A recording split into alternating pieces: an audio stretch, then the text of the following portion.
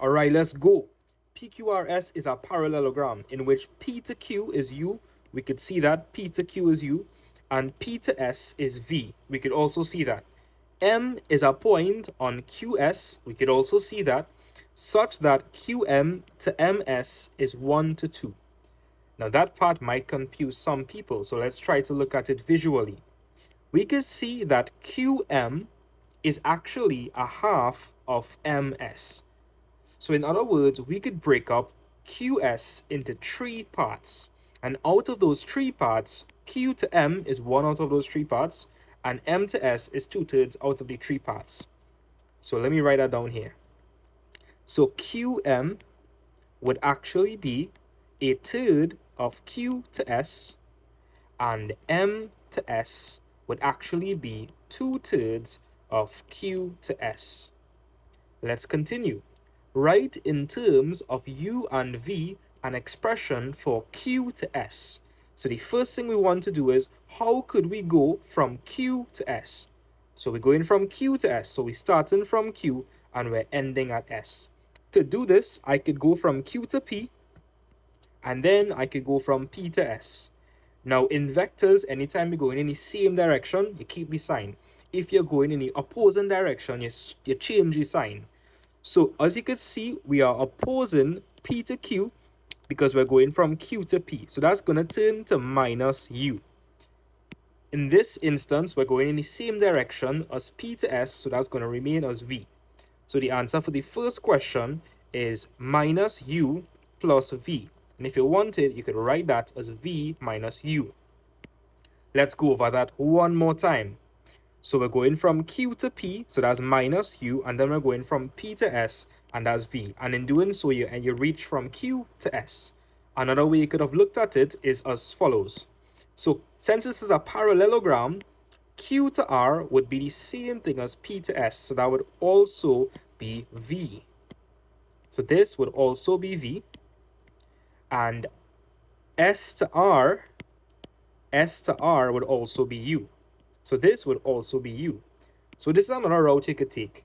You could go from Q to R, which is in the same direction, so that would be positive V, and then you would go from R to S, which is in the opposite direction, which is minus U. So V minus U again, you get the same answer. Nice. Next question. Q to M. Now, when we read the question, we saw this piece of information over here. And using that information, I was able to see that QM actually is a third of Q to S, which is this entire thing over here. So my answer is just going to be a third of Q to S. Now we found that Q to S was V minus U. So if I were to expand that, that would be a third V minus a third U. So I am just multiplying everything by a third on the inside. Part 2. Show that M to R is equal to a third U plus 2V. So M to R. Let's look at M to R. So that, my friends, would be M to R. Now, how could we move from M to R? There's quite a lot of routes you could take, but I'm going to take this route over here. So if I want to go from M to R, I'm starting from M, I could go to Q, and then from Q, I could go to R. That's one route you could take. The reason I'm picking that route is because we just found for QM. Another route you could take is from M to S and then S to R. But like I said, I'm going to pick this route. Now, in the previous part, we found that QM is a third V minus a third U. And that is going in this direction. However, we want to go in the opposite direction, so you'll have to change these signs. So give me a second, let's do that quickly. All right, I'll use this color. So as you can see, we're going in the opposite direction of Q to M. So this vector over here is going to be minus a third V plus a third U. And the reason for that is because we're going in the opposing direction to QM. So we change the signs. Great. The next thing is we are going from Q to R. Now again, since this is a parallelogram, P to S would also be Q to R, which is just V. Why did I write a U? That's a V. Awesome. So m to r would just be the minus a third v plus a third u plus the v. So that's going to be minus a third v plus a third u, right, plus dv. Now we have minus a third v and plus 1v. So if you were to group together the like terms, you'd end up with 2/3 v plus a third u. Now if I were to factor out the fraction which is in common between both of those, which is a third, I'll end up with 2v plus u on the inside. If you're confused, look at this carefully. 2/3 v is the same thing as 2 multiplied by a third v. So if I pull out a third, I'm left with 2v, and a third u is the same thing as 1 multiplied by a third u. So if I were to pull out the a third, I'd just be left with 1u on the inside. Now, this isn't quite what they want, so all they have to do is just switch this around, which is completely legal because addition, you could change the order and it doesn't matter. Addition is commutative. So this is u plus 2v, and bam, that's how you get the answer. Part 3. T is the midpoint of PQ. Can we see that? I wonder. So this is P to Q, and the midpoint will be in the middle, so they're saying that this is T. Great, let's put that down one time. And they want us to prove that R, M, and T are collinear. What does that mean? Collinear just means that these points lie on the same line. And if you were to connect T to M, you'd see that. Now, how do you prove that these points are collinear? Well, you need to show that two vectors along the line are scalar multiples of each other, and you need to show that the two vectors have a common point. So to do this, I'm going to select vector t to m, and I'm going to select vector m to r. And in doing so, I would show that they have a common point m. And if you look at this carefully, t to m kind of looks like half of mr. But we need to show that mathematically. And in doing so, I'll be able to show that tm is a scalar multiple of mr. And that would mean that rm and t are collinear. So let's begin. So if you notice, we already have vector mr. mr is this over here.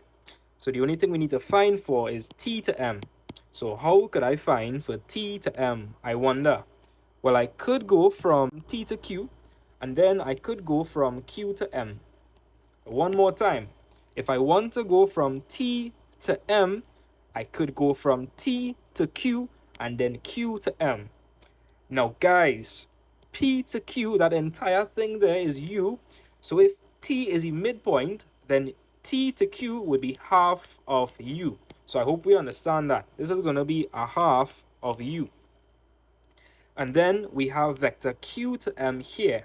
Now we found q to m earlier. Q to m is just a third v minus a third u.